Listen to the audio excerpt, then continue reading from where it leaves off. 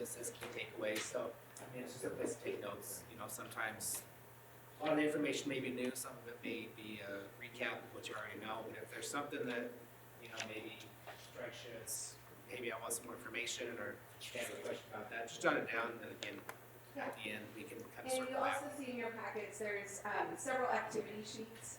We feel like it's really important when you come to these lunch and learns that you get good information.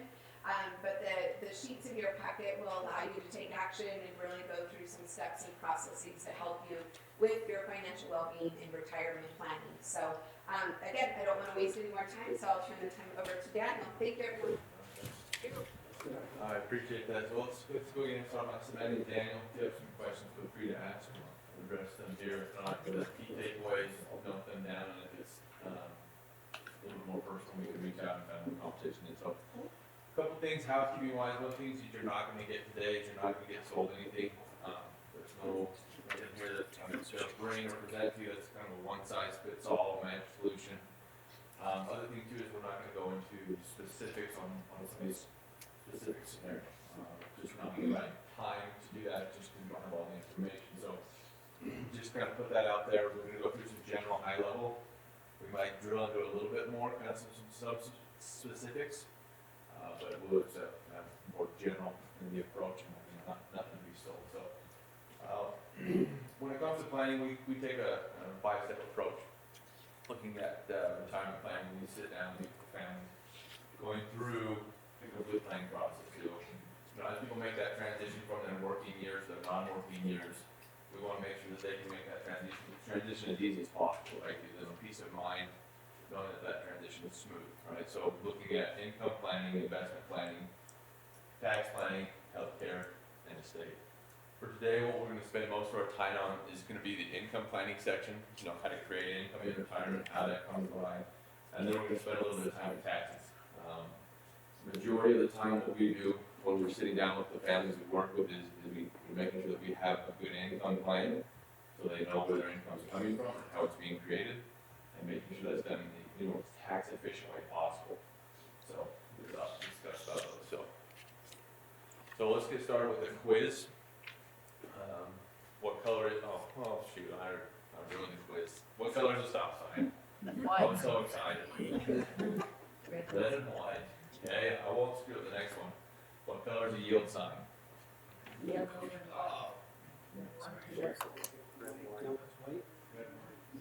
Well, we got a What did you say first? Yellow. we got a split room, so there's the yield sign, right? So who here said, most people say yellow. I remember the first time I took this, I said yellow as well. But as you'll notice, the stop sign is actually red and white. It's been that way since 1971, so my whole life. Now, you might ask, why do we talk about the stop sign and yield sign? What is it? What's the point of that? What we really want to make sure we understand is it's not a one-size-fits-all. And I joke that, you know, everyone has that brother-in-law or that neighbor or that friend that's got the next, you know, hot tip, or it's got the best solution for, you know, either investing or financial planning. But we just want to make sure that when we approach financial planning, we're not trying to box people into one, you know, or pull people into one area. But it's not like that's not a one size fits all. So we bring that up because there's, you know, myths and misconceptions, or people might have heard things that said, hey, this worked for my, you know, my friend or my brother or my sister. It's got to work for me. It might not be the case. So that's how we approach that here on our end. So there is a yield sign of what we commonly see. So, or what we commonly think of a yield sign.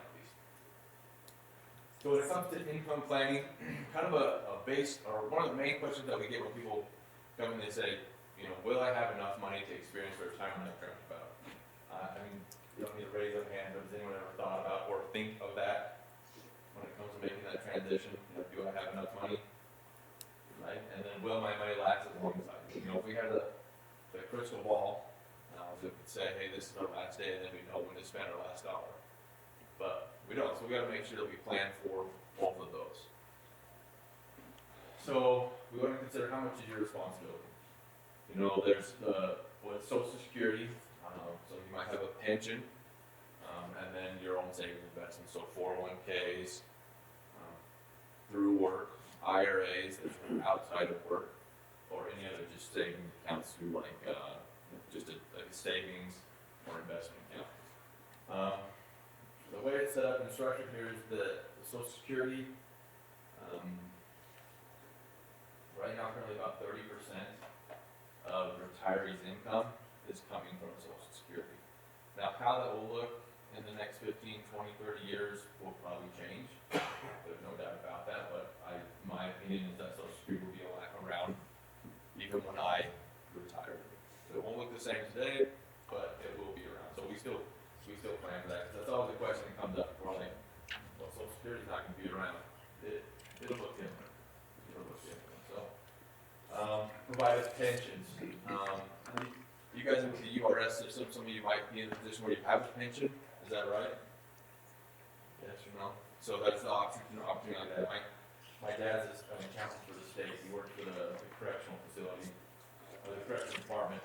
He's been an accountant for 32 years, so he's coming up on retirement, and that's what he talks about is, his pension at retirement. So having that income coming from a pension.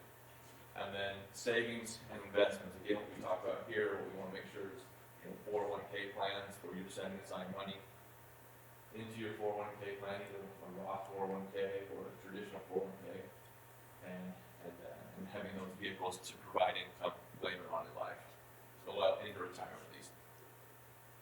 Well, let's talk a little about Social Security. I have some of the rules. Anybody I have a few things I want to touch on Social Security, how you qualify, eligibility.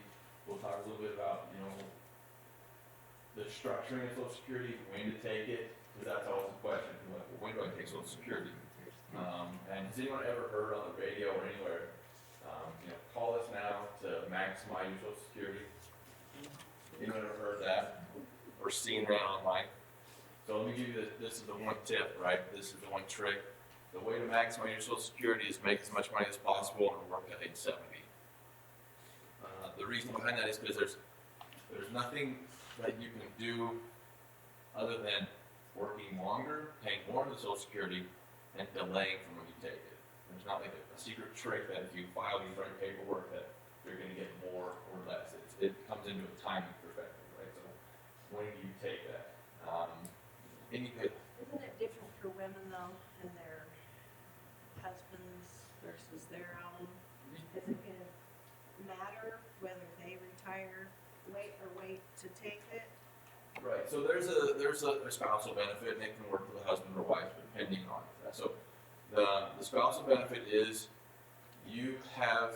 So let's say there was a husband that was the primary worker, the wife stayed home for a long period of time, didn't have a long working history, went back to work later in life, and her Social Security benefit ends up being drastically lower because of that, right? Because to qualify for Social Security, a person has to have 10 years of working history of paying into Social Security. So what would happen is, the wife would say, hey, at retirement, it says that I'm supposed to get $700 a month from Social Security based on the working history. Now, the husband, let's say his Social Security benefit is $3,000 a month. So what the wife could do is she could take the spousal benefit, which is 1/2 of the spouse's of the husband's Social Security.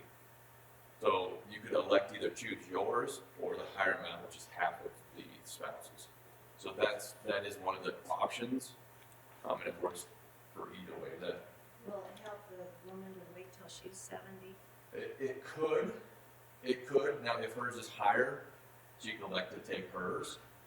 So she could take the spousal benefit and then start taking her own, but it would kind of determine that, hey, if between what are the numbers? That's what you need to know. So if at the spousal benefit is $1,500, will your $700, if you wait 3 years, surpass that or not? So Andrew, you're saying that you could take the spousal benefit and then switch over to your own benefit To if it's brighter after so many years? It's a higher amount, yeah. Yeah, so obviously it's one at a time. So yeah, that's one of the things of a spousal benefit for somebody that has a spouse that maybe didn't work or had a lower income, so didn't pay as much into Social Security. They can participate in that spousal benefit. Any other questions on Social Security before? Well, let's run through a couple of them. So what we talk about here is understanding Social Security and the real value of Social Security is when we look at Social Security and planning there, it comes into, it looks at a math problem, right? You need to determine, all right, when I retire, I want or I need X amount of income to survive, right? Let's just say, for example purposes, somebody needs, $50,000 of income each year.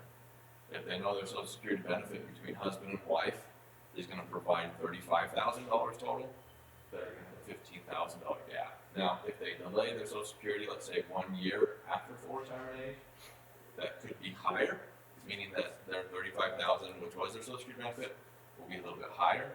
What will then happen is that it just offsets the amount that they have to take from their other assets. So that's when we say understand the real value of Social Security. It's money that's going to be coming in, and how does that fit into the overall picture of providing income for the household? Rushing to collect, if you do, you can take Social Security as early as 62. There are certain exceptions if there's disability or other things, but most cases it's 62 is the earliest you can take it. If you do start taking it, to stop or change that, it's really, really difficult. So people just need to make sure that when they do apply for it, that they're ready to start.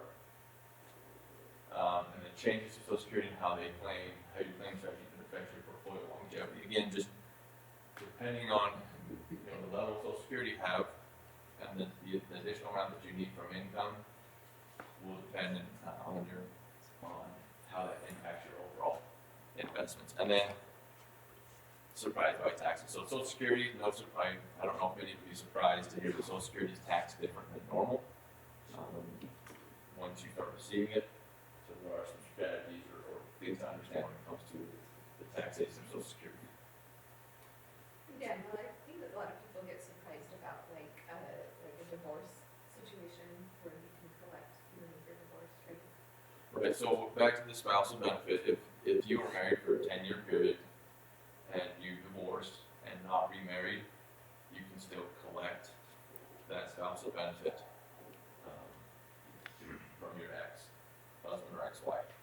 So if that was the case, if you were married for maybe 15 years, divorced, never remarried, you'd still be eligible for that spousal benefit in that case. Any other questions on any questions on Social Security? Somebody's got to have one, or more than one. We only had one. You guys pay into Social Security?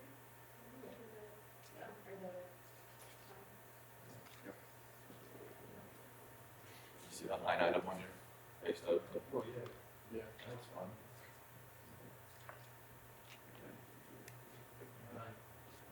Embrace the benefit.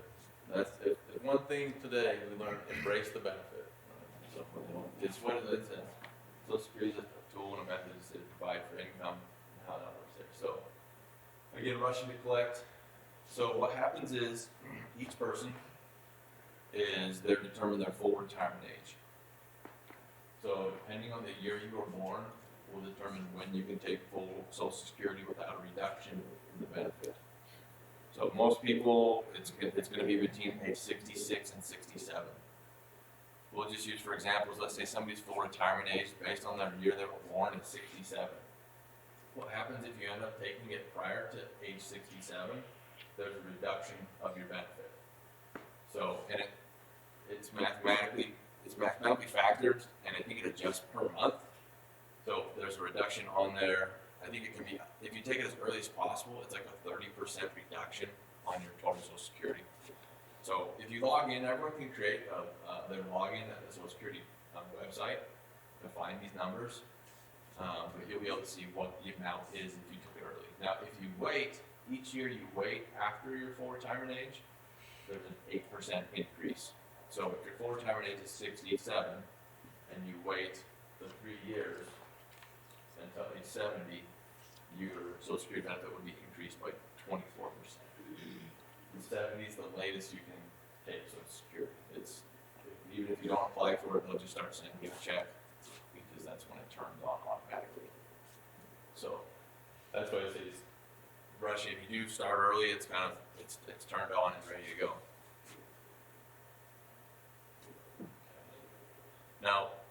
this is here is, this is looking at somebody saying, hey, they have a portfolio asset size of $700,000. And I think on the scenario here, they need $60,000 of annual income to provide for their lifestyle.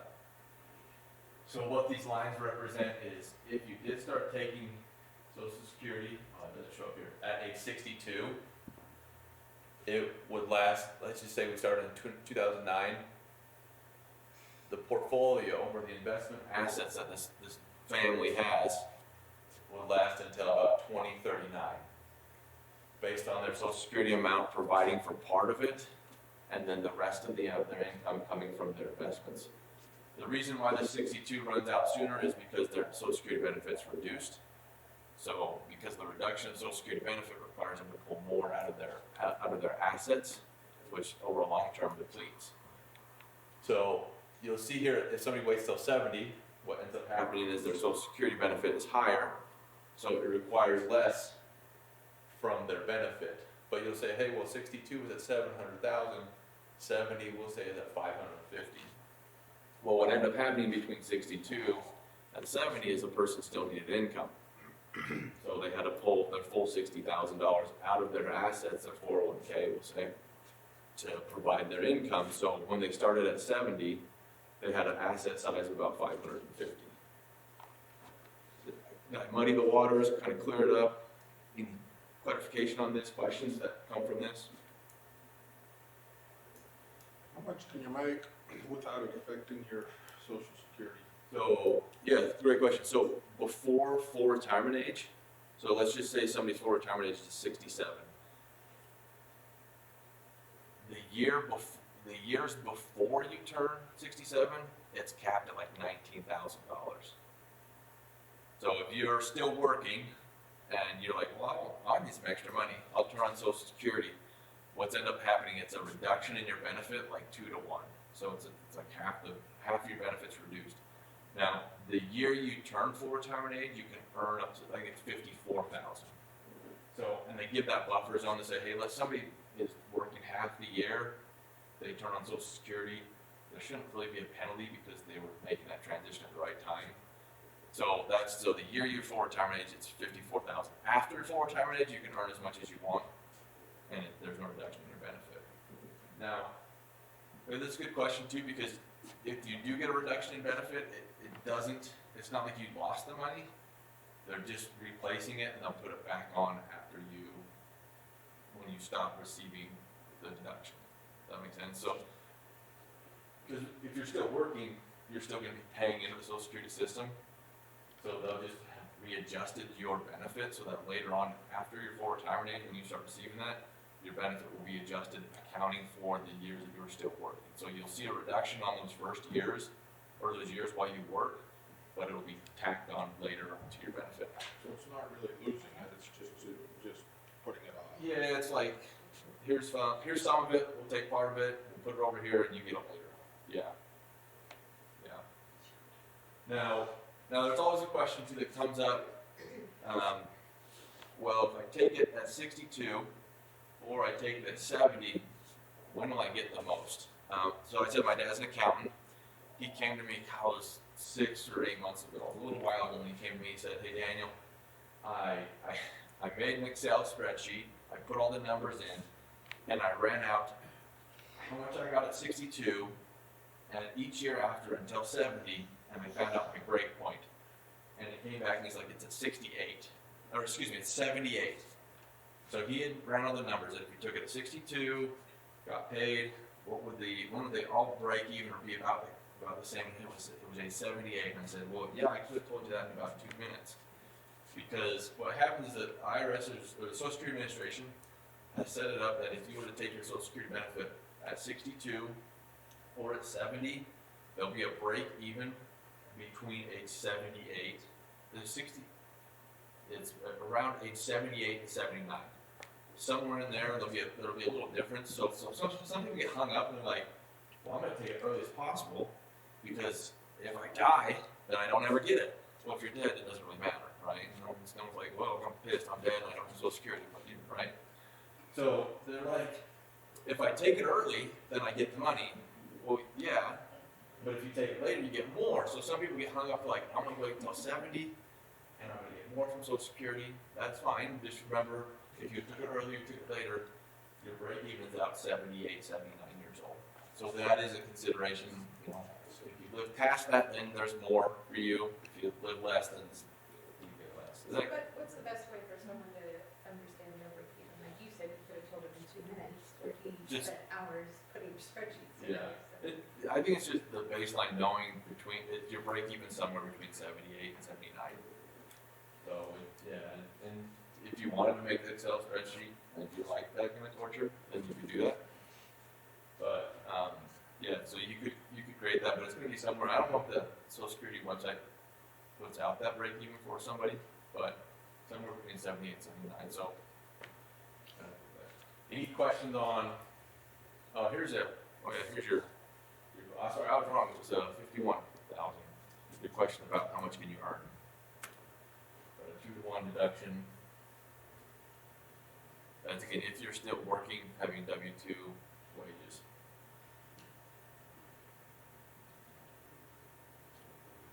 Okay. Yeah, sorry, any final questions on Social Security? Clear, Mud? Okay, so one thing to kind of talk a little bit about budgeting and planning. Now, the reason we put this in here is because, you know, the budgeting and planning part doesn't stop when you retire, right? And, you know, as I meet with people and talk with people, the main question that comes up is, one of my first questions is like, how much do you need? So that's a question that almost we have to ask because we need to know, how much do you need to live? And I'm not talking about, you know, eating beans and rice and not doing anything and travel. I'm talking about, you know, what is the lifestyle going to cost in retirement? So, because that gives us a baseline of how to construct everything. So when it comes to the planning part and the budgeting, with budgeting is we need to make sure that we keep it simple. Like, how much do you need? If you were to retire today, obviously there'd be some expenses that were cut out, maybe some commuting time. You know, you wouldn't be putting money into 401ks, stuff like that. But what would it cost if you were retired today to live a lifestyle that you like? And you might say, hey, well, I bring in X amount of dollars each month. We put, you know, so much into a savings account. We use the rest to spend. That's why I set my budget. And I always tell people to keep it simple. So you can use like a tracking app like Mint. There's a couple others out there, or some even like credit union and banks will provide you a budgeting or spending tracker, saying how much you're spending each month, so you can kind of identify. But again, just setting that, you know, prior to, you know, the retirement side, after you get that established, you know, while you're still working, some of the budgeting tips and kind of we share with people is, you know, one, pay yourself first. It's important to get in the habit of saving. One is to also have an emergency fund of 3 to 6 months set up. I shared the experience a couple years ago. I was working at a place, and it just didn't work out. And I'd been there 5 months, and I finally just one day I just up and quit. It just wasn't the right fit, and I ended up leaving. And it would have been, I mean, it was tough, right, to not have a job. You know, you go to work one day and the next day you don't. But it would have been a lot more difficult if we wouldn't have had a savings account or an emergency fund for when I made that rash decision. So, and then also saving retirement accounts. Now, one thing we talk about with people is some people come and say, hey, you know, Daniel, I'm squeaking by with what I have right now. I don't have enough to put in. No, it's always say start small. Start small with what your savings. Maybe it's 1%, 2%. At least get in the habit, build a little bit of momentum for yourself. And then as you progressively, you know, as it goes on, maybe from 1 to 2, or from 2 to 3. And some places are set up where they automatically increase your contributions each year. But just, you know, reassessing that and say, hey, look, I'll just save a little bit more this year than I did last. And over a long period of time, could build up for you. In your packets, you're going to have what's called an estimate your expense, budgeting worksheet, and then also your resources. This is a good tool. Spend some time looking at, say, hey, if you were retired today, what would you need as far as income? What are your expenses? expenses, where are you spending money? This might be kind of eye-opening, you might realize you spend more on Amazon than you'd like. But you can kind of say, hey, what are my expenses? And then you can estimate your resources, say, hey, well, you know, my income is such. This is also gives you kind of a way to look at and say, hey, these are where my balances in my accounts are right now. You know, my 401k is here, I have an investment account over there, and, you know, maybe I have a Roth IRA set up outside of work, or a Roth 401k. You can get some idea and use it to kind of track where your assets are at. This is a kind of a summary of what we look at when we provide for planning when it comes to retirement plans. So somebody comes in and says, hey, what you're looking at here is they have an overall income need of $75,000 a year.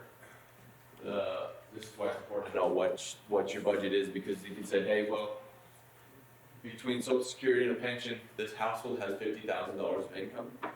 They've got that source coming in.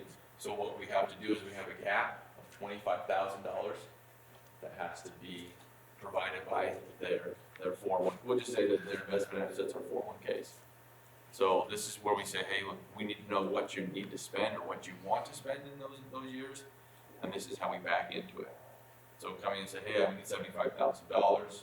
We know we've got $50,000 for pension and Social Security, and then $25,000 coming from the investment assets. And this is a household, let's say it's about $500,000 investment assets. What are examples of assets? So we'll get into that a little bit more. This is like 401ks, Roth IRAs, traditional IRAs, a regular savings account. Just somebody has like a general investment account, either individually or joint. But yeah, these would just be, you know, money, assets that you have available to draw income off of or withdraw from. Is real estate considered? Real estate would be, it's not, I wouldn't consider real estate an investment asset, per se of withdrawing money from it. Real estate provides income because, you know, hopefully you're getting paid on it as a rental, but it's not something you could like go to the house and withdraw money out of. But it would be something that we probably put in line of income sources.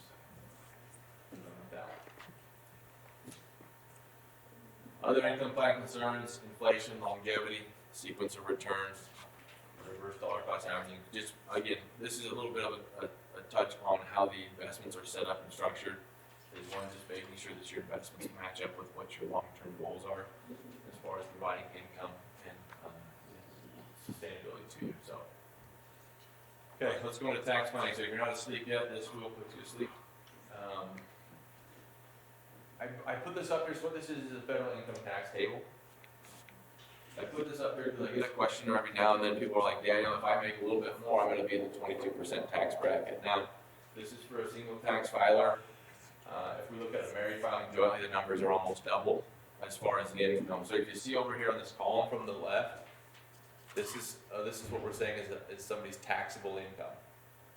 So the way that the tax system is set up, it's set up in brackets, right? So first bracket, second, third, and tier through. So people say, hey, look, Daniel, I'm making, we'll put it here, I'm making $75,000 a year, which in this case puts this married couple in the 12%, their top tax bracket is 12%. They say, hey, if I'm going to get a raise at work, I'm going to be making $10,000 more a year, I got a promotion, whatever.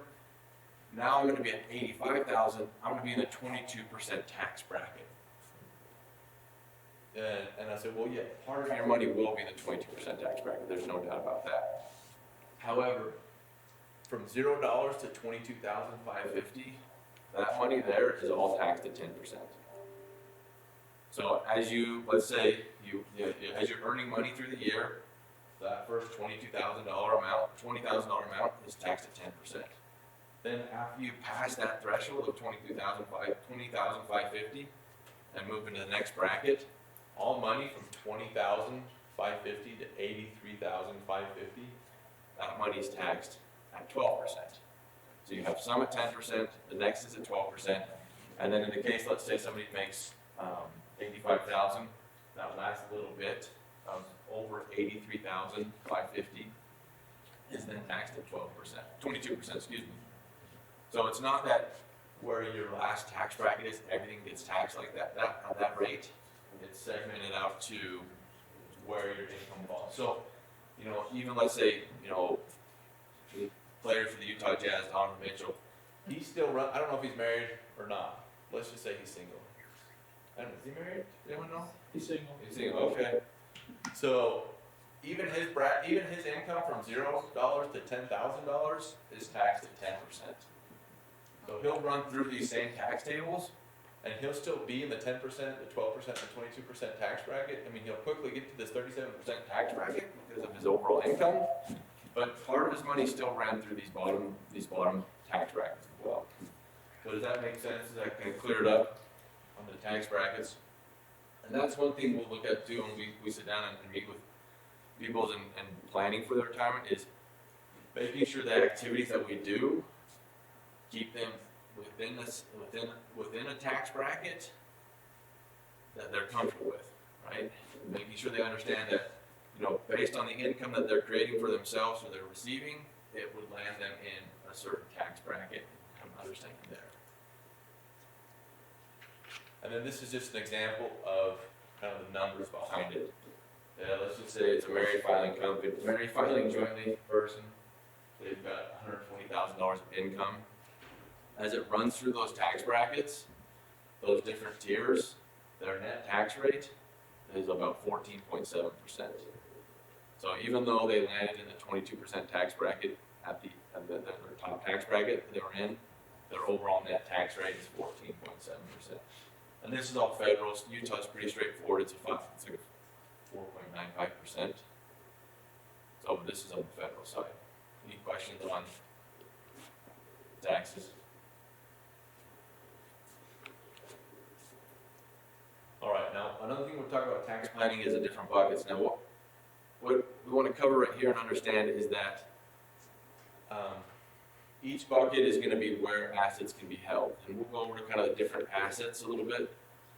In the taxable are going to be like your savings accounts, your regular investment accounts, stuff that's not associated to work.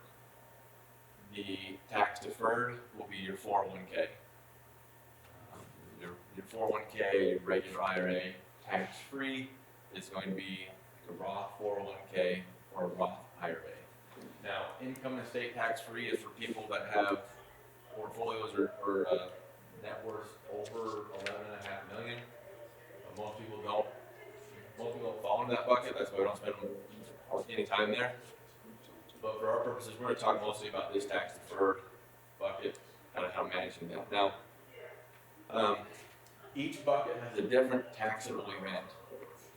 So when you are operating in the taxable bucket, anybody ever had an investment account like, let's say, Robinhood, E-Trade, Fidelity, just an investment account outside of work? Now, if you have that account, let's say you have that account at Robinhood, you bought shares of Facebook, you bought 10 shares of Facebook, you held them for 5 months, and then you sold them 5 months later.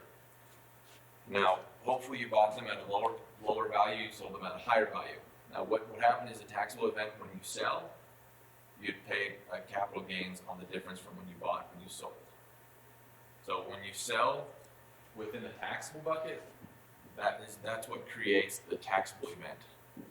So if you're buying and selling investments, stocks, mutual funds, ETFs like that, that's going to create the taxable. Now, the tax deferred are your 401k, your IRAs, and the same rules apply to a tax-free your Roth 401k and your Roth IRA. You can buy and hold investments in those accounts and sell them at any point in time, and depending on the gains or the loss, that doesn't create a taxable event. The only taxable event for the tax deferred account is when you pull money out. So when you pull money out of a 401k, that creates taxable income to you. I remember I started at Fidelity over 6 years ago and spent some time there, and I was speaking with a customer, called in, they said, hey, I want to do some tax loss harvesting. So what they were trying to do is they had an investment that they purchased that had gone down in value, and they wanted to sell it at a loss, which would offset some of their income. And I said, okay, great, let's do it. It's not a problem. Gave me the account number, I looked at the account number, and as soon as I saw what account type was, I immediately felt bad for this guy because the investment that he purchased and that had taken a substantial loss was in this bucket. So in his, I don't remember if it was a Roth or an IRA, it doesn't, I mean, they're both the same as far as rules. He could sell the position, but even though he had taken a big loss on the amount, he couldn't translate that to offsetting his income because it was in his tax deferred bucket. So unfortunately, he had a bad investment. That's all he had. He couldn't offset the loss. So that's one thing to remember and consider is that the taxable events are different in these buckets. So for planning purposes. Now, asset classes. This cash side is going to be mostly that taxable bucket. So they're looking at like, investment accounts, savings, checkings, stuff like that. Now, incomes, bonds, and equities, the income and the equities, those are stuff that you can hold in the taxable, the tax deferred, and tax-free bucket. So you can buy, bonds, you can buy mutual funds, annuities, stocks, stock mutual funds. You can hold real estate in an investment account. So I apologize about it. You can't buy a house and own it in your IRA. But you could buy gold and silver, stuff like that. So these are just investment vehicles that can be owned within those classes, within those accounts. Now, what I'm going to talk about is Roth IRAs versus traditional IRAs. You guys have the option here to have a Roth 401k or a Roth 401k or traditional 401k, right? Right. So now the difference between the two is one, you guys see the post-tax and pre-tax contributions. So when you put money into a traditional IRA, it's a pre-tax contribution, or traditional IRA, traditional 401k, meaning that most of the times when people have that contribution, it comes directly out of their pay stub or paycheck. Before your pay runs through the tax gauntlet, the money's pulled out and put into the 401k, the traditional. If you're contributing to the Roth, what ends up happening is you get paid, it runs through the tax system, and then it goes into your contribution, into your Roth 401k. Now, both of them grow tax-free. The distributions on a Roth IRA, Roth 401k are tax-free, as long as you're over age 59 and a half, and the account's been open for 5 years. So if you've held the account for 5 years, you're over 59 and a half, take that money out, no taxes. Now, if you're a traditional IRA, when it comes out, it's tax deferred. It's taxed on the distribution side. Now, I always get the question, Daniel, which better? Which one's better? Which one should I do? And without knowing specifics, I'm a fan of a Roth IRA. And I'll tell you a few reasons why. One, I like the tax-free distribution. Right? Anything tax-free is a pretty cool thing in my mind. I joke with my wife that our Roth IRA is a future motorhome fund, so that way when we retire, we can buy a motorhome tax-free. But so we'll see from there. But the other thing too is earnings in both grow tax-free. Right now, I have a long period. I'm mid-30s, so I've got 30 years, 30 plus years of working time. So the growth in my account from now until then, I have a long period of time. And so I put in money, I pay taxes on the front end, I let it go, and then when I pay distributions, I'm not paying taxes on the distribution when it's coming out. Now, the thing to remember is that within these accounts, the growth has never been taxed, right? So if you make the investment within these accounts, the growth part has never been taxed. Now, in a Roth IRA, when you pull the growth out, that's still not going to be taxed as long as you're 59 and a half and 5 years old account. On the traditional IRA, the traditional 401k, the growth part is taxed as ordinary income. Now, you got a break on the front end, so there's a little bit of a consolation, but you're getting taxed on the full amount coming out. So I look at it and say, hey, well, my asset that I have now, what will it be in X amount of years when I start pulling on it? And what's that potential tax bill that comes on? Another thing that I look at too is a required distribution. There's no required distribution in the Roth. the traditional IRA and the traditional 401k, they have a required distribution. Anybody, have you heard of the required distribution?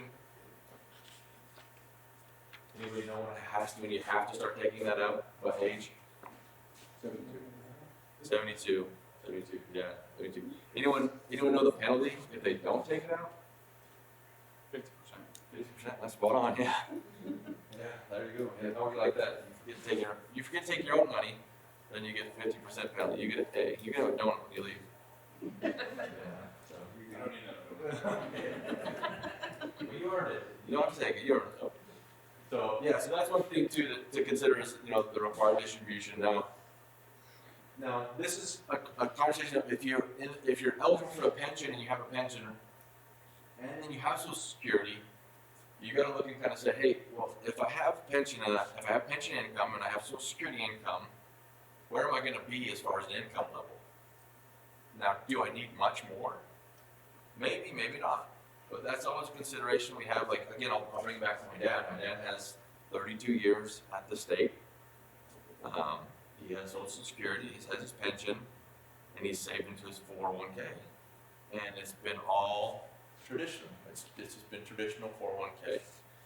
He's never put anything into a Roth. Now, he has a point where, my mom's a school teacher as well. My mom's a school teacher. She'll be a school teacher. She'll hit 30 years this year. So she'll have a pension, she'll have her Social Security, and she has a traditional 401k. So they both have these balances in these accounts. They've got to a position where through Social Security and the pension amount will provide almost all of their income needs. So they don't have to pull anything out of their traditional IRAs or their 401ks. But what ends up happening is once they hit 72, they have to start pulling it out. So that's one conversation we'll have with people is say, hey, you don't need the money, but eventually you're going to be forced to take it because no one wants to pay that 50% penalty. You get the penalty and you still have to take it out.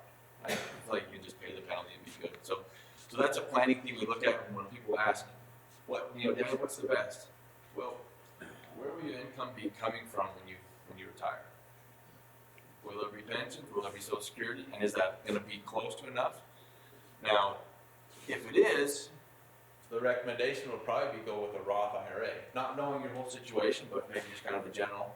Maybe look building up a tax-free asset that you can use and access, but you don't have that required distribution amount coming out later on in life. Mm-hmm. Realizing that there is a cost of putting into the Roth IRA, 12%, 22%, 24%, whatever. Have you ever run the numbers to see, because you're not making income on that, you're not making an investment on that 12% or that 24% Correct. that you're taking off. Do you ever run numbers to figure out where that break-even point is on that? Yeah, we'll run scenarios and analysis on that. Because you're right, you're 100% right. Because if you make a Roth contribution, already they've shaved 12 or 22% depending on your taxes. So you don't get that, whereas you're on the other side. So we could look at it and say, hey, over the course of the years, making the contributions, what the trade-off would be tax-wise. But then what I really look at this and it comes into play is, what's the future tax bill look like when you do start taking it, right? When you do start pulling the funds out, is the tax bill off of the growth and everything in the account going to be more than what I would have saved on the front end?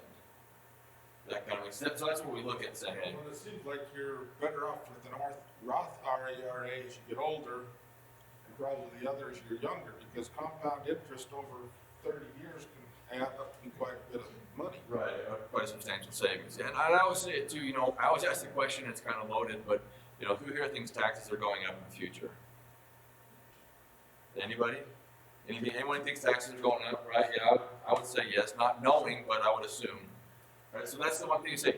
You pay the devil you know now with taxes, or do you pay the devil you don't know later with taxes? So that's a consideration too. It's where do you think taxes will be? And it could be it could be a strategy to say, hey, look, I'll pay half and half. Right? I'll get a little bit of the tax benefit, but then I'll also build a tax-free asset. So yeah, 100%. 100% pushing. Convert a traditional to a Roth. Yeah, you eventually get to a point where you can change money from here to here. You can do a conversion is what it's called, so you can say, hey, I've got an asset, I've got my Roth, excuse me, I got my traditional IRA, I'm gonna convert money to my Roth IRA. The thing you have to remember is when you do the conversion, money's coming out of the IRA, so it's taxable. But then you put it into the tax-free asset, so, yeah. Any other questions when it comes to the Roth, traditional, kind of the comparison between the two? Other thing too I want to talk about, HSA. Now, HSA accounts are going to be associated to your health, it's a health savings account, so it's compared to your health insurance. So what an HSA is, they say HSAs are triple tax savings because you get a tax-free, it's a tax-free contribution, it's tax-deferred growth, and then it's tax-free if you use the spending on medical. My wife had a baby in November. I was part of that, but just as a spectator. She had a baby in November, so I can't take credit for it. I'm not that silly. Yeah, so she had a baby in November, and we had the HSA, and so now we don't have an HSA because we had a baby. So, but what is we're able to put it to an HSA. We have the tax deferred savings. We tax break on the contributions. You do have the ability. Most of the time within an HSA, if you have a certain balance, they will let you invest some of the money. So you can invest part of it for growth, which again is a tax deferred growth. And then when you do spend the money on medical expenses, it's tax free. So that's why they say they're triple tax savings. You have to be part of a high deductible health plan. So when you get your plan set up, it'll tell you if you're on a part of a high deductible and eligible for those. I was told that your employer does make a contribution to your HSA, depending on either single or married or dependents, which is awesome. Right? It's free money because I mean we all know stuff's going to happen. We had a baby last year. Also last year, we had a 2-year-old, and she decided to swallow magnets. She swallowed 6 little magnets about the size of a BB. So we spent a whole day at the primary children's where they can pump those magnets out of her stomach. So it's, I mean, I guess I'm bad parent. So yes. It's small magnets, right? So yeah, fail. I don't get it on it. Yeah. So No. So yeah, one thing too, the medical stuff's going to come up, and this is the thing with this is it's not a use it or lose it. You get to keep the money that you put in that's in there. It rolls over each year, and you get to use that money for future medical expenses. So there, and then an employee, like I said, you as an employee, you can choose to make contributions and elections to that as well. Okay. Any questions that kind of I'm going to button it up here, keep within the hour. Anybody have some questions? Maybe what we haven't covered. We want to talk about crypto, inflation. No, nothing. So a few things are going to follow up from the class, but just kind of an extension, kind of giving you an idea or kind of help out with what we can. Is what we're going to send each one of you kind of a risk questionnaire. What this will allow you to do is it'll allow you to say, hey, where am I at as far as the risk level? Am I a moderate, am I a conservative, moderate, or aggressive investor? And what this will do is it'll put a number to it so you can kind of say, hey, where am I on a scale of 1 to 100? Where am I at? It's a good thing to be able to kind of say from there. Out of curiosity, has anyone ever gone through this? I mean, it's just interesting to know, like, what your risk tolerance is and if you're situated right in your portfolio. Give you an idea, kind of a baseline there. Another one too is complete a retirement income analysis, just again determining the income that you need, from what sources you have to pull it from, what's your level of income, kind of your withdrawal rate and stuff like that, and then two, going through holistic financial planning. Now again, part of the class, the extension there is I said we weren't going to sell anything, so there's nothing to be sold here, and we're not going to do anything specific. Now, it's also as well part of the class is we do have an invitation to schedule a 15-minute phone call. So if that's where you want to reach out and say, hey, Daniel, I've got this question, this scenario is going on, what would you see or what would be some recommendations? That would allow for us to go a little bit further into your, specific situations and answer some of those questions for you. So that's gonna be an invitation to each one of you. Do they have blue sheets in there? So in your packets, at the back of there, there's gonna be a blue sheet. This is an evaluation form. Well, we wanna make sure that what we're doing here, providing to you, is valuable. So if you have, I would just invite you to just fill it out and just say, hey, what was maybe some topics that were missed that you would like to see? Maybe some good, some bad.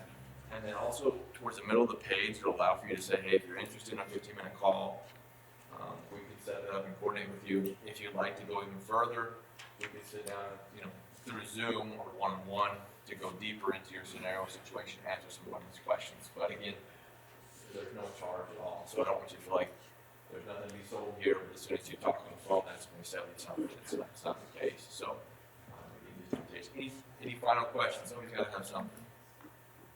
As far as income goes in retirement, what do you see as kind of the most common, like, percentage of pre-retirement income as an expenditure, I wouldn't even say a goal, but because it's like what people actually spend. Is it 70%? Is it 80%? Yeah, that's a great question. So if I understand it, so let's say their level of income during their working years, a household is 100,000. When they retire, where does that go? Is it 50,000? Is it 60,000? Is that kind of where you're? Yeah. Yeah. So I would say it's that. A lot of people think, oh, when I retire, I'm going to travel a bunch, or I think they're spending. But usually, if you've been not traveling for 30 years, you're not suddenly going to travel. It's a flip, right? If you've been not spending for 30 years, you're not suddenly going to start spending. Right, and you're 100% right there. It's usually, it's pretty similar. Most people, there will be some reduction, right? If they've had income and it's been at a higher level, they're like, hey, we save each month, we put money away. When we retire, we won't save that, so we'll probably maybe be at 70% of where we're at. 60, I'd say it's probably about 60 to 80% of somebody's gross income. Well, not even gross, but their net. Because gross factors into, your healthcare that's paid for through work, contributions to retirement accounts, running through the taxes and your payroll. So yeah, I would say it's probably about a 60 to 80% of your net take home of where you're at. But you're spot on. People are like, yeah, I'm gonna retire and I'm gonna travel. If you haven't traveled for 30 years, you're not going anywhere. You're gonna garden and bird watch. So There are a lot of people thinking most of their expenses are gonna be, their debt is gonna be reduced too, because house will be paid off, kids are out of the house, which do you see is often the case, or? Yeah. So there's a question too of like, people often ask, hey Daniel, should I pay off my mortgage? Because I've worked with people, and I actually just met with somebody yesterday, and their plan was they're going to work until their mortgage is paid off, so they're making accelerated payments. And I always say, when you pay a mortgage off, what happens is you get direct increase to your pay because you eliminate one full payment. So I'm kind of a fan of paying off a mortgage because it reduces that bill that you have to pay each month. There's always the flip side of people like, well, I don't get the tax break. Most people don't get the tax break from their mortgage anyways, because if you're doing a standard deduction on your taxes in comparison to itemized deductions, your interest rate doesn't matter. So yeah, that's one thing too, is people look and say, hey, in retirement I'll be debt free, I'll own my home for free and clear, which reduces the amount they need. So You can claim on your kids until they're 18 or older. if 18, I think is the cutoff. If they're in school full time, I think it's up to 26. Once they make it up like 4,000, they can claim it. Yeah, there's a Threshold where they claim themselves into the Right. Yeah. Hopefully he gets a job one day. Is it 12? Yeah, there's an income. I forced my kids to work, so I lost them. Rent, pay their rent, work. I don't let them eat magnets either, so. We can talk after this. I can figure out what you're doing. You set yourself up for that one. Yeah, and let me just add salt to the wound. So it happened on a Saturday, and then I think we went back to the Instacare on Tuesday because we found another one in our town. I mean, we came home and got rid of most of them, we thought, but then the phone pulled up those things and found another one. So we went back to the Instacare. She didn't have one, so I'm 50%. But yeah, so. He said kids only eat things they need, so. Yeah, she must have needed it. She's deficient somewhere. Macaroni's pretty good for them. Cereal. Bananas every now and then, but magnets, yeah, top of the list. So. Any other questions? We didn't kind of cover here when it comes to either 401k planning, retirement planning, anything. Not parenting advice though. So we often are curious to know, and we're working with Mariana in terms of what topic to bring today. What are you all finding is top of mind, or when it comes to finance or retirement? What are some topics that would be of interest in the future? Anything that you feel that you just get confused about, or, I mean, have you done social security classes? It sounds like you guys are pretty on top of social security. What are some other areas that, I mean, because we do talk about the many different classes and. Yeah, so we have a tax specific class where we just go over taxes, tax planning and retirement. We'll have more of we do a 5-hour class where we go over these 5 areas in more depth in each side. We have another 2-hour class, but again, it's really focusing on these areas. TV doesn't work, but these areas in specific areas. So one class would be just tax planning, another class would be all 5. But we've done, we'll dive deeper into just one area, one topic, depending on I think most of us have good retirement with URS. We're not really too worried about our retirement system. Yeah, the URS is pretty solid. Our years, hopefully we're going to be taken care of. I think something would be beneficial is how to diversify some of our income that we may have now, like in Bitcoin or in some type of a stock portfolio that we could do and separate that. That way we can say, okay, I got this much in URS, but then I got a little extra money this, and I'm not talking like thousands, I'm like, I got a few extra dollars. I'd like to see where I could throw into Bitcoin or throw, like, if we know 6 months ago to buy that much money in Twitter, look how much it's gone. You know what I mean? I'm not saying we have that golden ball, but it would be nice to have some type of hey, this is a way you could go and invest into stock. This is a way you go and invest into Bitcoin. These are things that, I think that would be beneficial to see stuff like that. Yeah, or silver and gold. So, I know where there's a gold mine. It's 20%.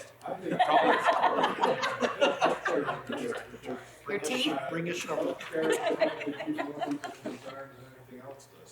Right. Yeah, it is true. Yeah, the transition of those old Medicare. Well, if you would take a few minutes and fill out the evaluations, we'd really love the feedback, and we'll stay here for a few minutes after if anyone has specific questions. But Mariana, thanks again for setting this Yeah. up. You're welcome. We appreciate it.